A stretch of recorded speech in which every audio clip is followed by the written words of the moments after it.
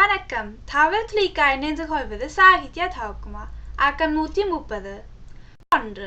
ஸ்காட்லாந்தில் 5000 சிறுவர்களுடன் ஒரு ஆராய்ச்சி செய்யப்பட்டது.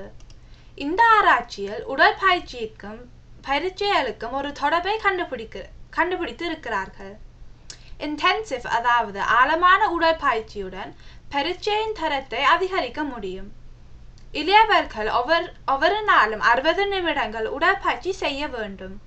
ஆனால் பலர் மிகவும் குறைவான நேரத்துக்கு உடற்பயிற்சி செய்கின்றார்கள். உடற்பயிற்சியை ஒழுங்காக செய்யும் இளையவர்கள் பரீட்சையில் 1 கிரேட் வரைக்கும் அதிகம் கிடைக்க முடியும். துளி 2. பெண் வைத்தியர்கள் விட ஆண் வைத்தியர்களுக்கு 25% அதிக வேலை சம்பளம் கிடைக்கின்றது. ஆனால் பெண் வைத்தியர்கள் தான் ஆண் வைத்தியர்களை விட நல்ல வைத்தியர்கள் ஆவார்கள் என்று கண்டுபிடிக்கப்பட்டது. இது ஏனென்றால் பெண் வைத்தியர்கள் தான் நல்ல தரமான அக்கறை காட்டுகின்றார்கள்.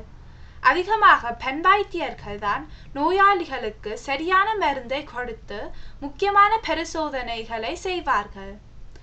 நன்றி, வணக்கம்.